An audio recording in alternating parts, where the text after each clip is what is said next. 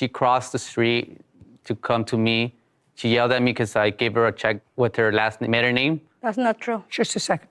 You gave her a support check, and the last name that you put on the check was what? Her single name, so Sanchez. Not her married name. Right. So I told her I was gonna go get it. She didn't want to let me go. That's not I had dropped off my son to her. She came at me in an aggressive way, so I took out my phone to record. As soon as she saw that I was gonna record, she tried to grab my phone. I moved it. She didn't grab my phone, but she did hit me scratch me on the back. That was also caught on camera. You and the defendant are now divorced. You have one child. That's correct, Your Honor. How old is the child? He's 3. He's gonna be 4. And who has primary custody of that child? She does. Is that pursuant to the judgment of divorce? We have a custody agreement where... This is what you allege in your petition. You allege that it took a while to enforce your visitation with your son, and during the first exchange, where you were supposed to have him for a weekend, Correct. that the defendant keyed your car. That is correct, Your Honor. You went to her home to pick up the child? Yes, that's correct. And your petition says that either you or your former wife put him in his car seat. Correct. Who put him in his car seat? I put him in the car. No, I put it in the car. You put him in the Yes. car? Okay. And then, for some reason, you took him out of the car seat. Yes. Tell me why you took him out of the car seat. It was my first weekend. I was not going to sleep with him, spend the night. So I was kind of sad. So I came 5 minutes early. So I told his dad, like, is that okay? Can I give you a hug? And he started like, no, screaming to me and like, say like, no, it's already had to go. And that's why like, he like, okay, you want to give you a hug? Take it to the car. That's why I take it after the car. You took him out of the car. You do know that your hysteria was traumatic for a 3-year-old. Yes, putting him in his father's car, and if he hadn't been away from you, that's traumatic for a child. So now he's in the car and he's in his car seat. Nobody says he's crying. Nobody says he's hysterical. You say, I want to give him one more hug and take him out of the car seat just to give him one more hug. No, he was crying. He was crying. He was like, and I was talking to him, like, say, you're going to go with daddy. You need to understand that's your daddy weekend. Daddy love you, and daddy need to spend time with you, and mommy love you, and then you need to spend time with mommy. So I was talking to him and explaining him. How long had it been since his father had him for the weekend? He was here every week, and then call him every day, but like nothing like to go to take it to his house to spend the night. Why? Because when we separate, we got agreement. We got agreement that he can see him every day. So he has issues. He has. He can see him every day. That's what you said. But he wanted to take him. Did he have to go to court for an order of visitation? Yes. Yes. Okay. But because so the answer is yes. So, okay. So now you take him out of the car, and you say that it was at that point that she keyed the car. That's correct, Your Honor. Tell me what you saw. I did get there early. I picked him up. She wanted to take him out of the car for 5 minutes. I said, take him out. As soon as she takes him out, I hear something loud, like a scrape, and I looked around back, and there was a big scrape on my chest. You have a photograph of it? I also have a video of it. The Tesla recorded it. I want to see that. But the police were called. You called the police. Correct. And the police arrived, Ms. Marvea, and you told the police that you would pay for the damage. I didn't. I just got intimidated because... You already told me. I'm just letting you know. You swore in your answer that you told the police that you would pay for the damage. Yeah, I was... That's what you swore in your... You said, I was intimidated. Because he said, I want to press charges. Yes. And then they convinced him that if she says she'll pay for the damage, will you drop the charges? He said yes. Yes, but I mean, I didn't. I don't care. I know, but it was not my. It was not mine. I know. Okay, now I'll see the video. Okay. Is this the video of that day? That's correct, Your Honor. So I'm right there. She's. Just a second. I can see. Sorry. I just want to see the video.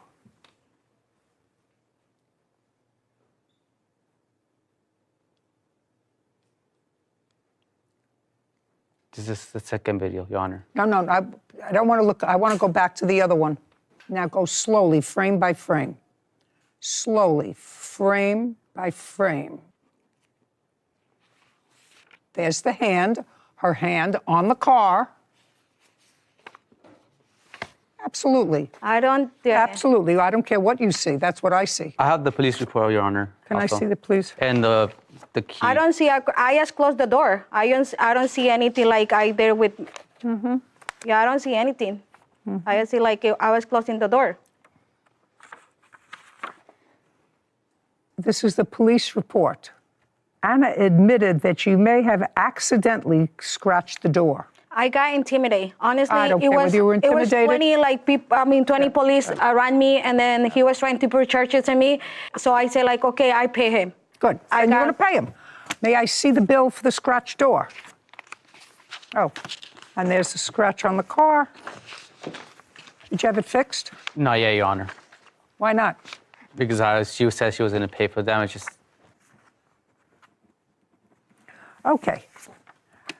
The next thing that you're suing her for is for an assault. That's correct, Your Honor. Tell me what happened. She was doing a pickup at my house. I usually park across from her, so keep our distance. She crossed the street to come to me. She yelled at me because I gave her a check with her maiden name. That's not true. Just a second. You gave her a support check, and the last name that you put on the check was what? Her single name, so Sanchez. Not her married name. Right. So I told her I was going to go get it. She didn't want to let me go. That's not I had dropped off my son to her. She came at me in an aggressive way, so I took out my phone to record. As soon as she saw that I was going to record, she tried to grab my phone. I moved it. She didn't grab my phone, but she did hit me scratch me on the back. That was also caught on camera. I'd like to see it. Oh, that's the check? Is that what's in the hand? That's correct.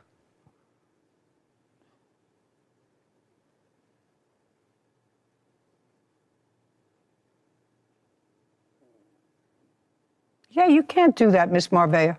I know, but he was recording me. He's not allowed to record me. Just a second. You don't understand. You can't do that. If he didn't have this record, you would tell me a whole different story. You can't do that. He's not allowed to record me. I'm telling you, you can't do that. You can't put your hands on somebody. I'm not putting. He says he was recording me, and then I just dropped with my hands. He's phone. You don't seem to understand me. And if you don't say I understand you, that I can't put my hands on somebody, you may complain, madam, that he's not allowed to record you, and you may take that case someplace which they're going to dismiss. But you can't put your hands on another person, ever. I didn't. Yes, you did. You want to watch it again? No, I didn't, but it was not because he was recording me. Is there something wrong with you? No, I know, I understand that. Is there something wrong with you? You can't put your hands on somebody. Defending himself, yes, of course, you have to defend yourself.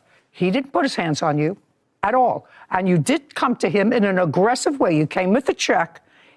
Let's play it again, Sam. There's the check. He's getting your son. Now the son is out of the car, showing you the check with the wrong name. Why did you do it with the wrong name? You can't do that. You have photographs of the scratch? I don't, Your Honor. I do have the police report. I'd like to see it. They granted me a temporary restraining order also. Did it become final? No, it didn't. They wasn't approved according to the judge. And I have when I filed also. Just a second.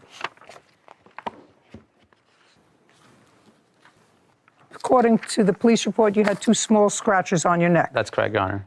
But this is an ongoing thing when our exchanges are for our custody. And it's always in front of our son. And I don't think that's right. Okay.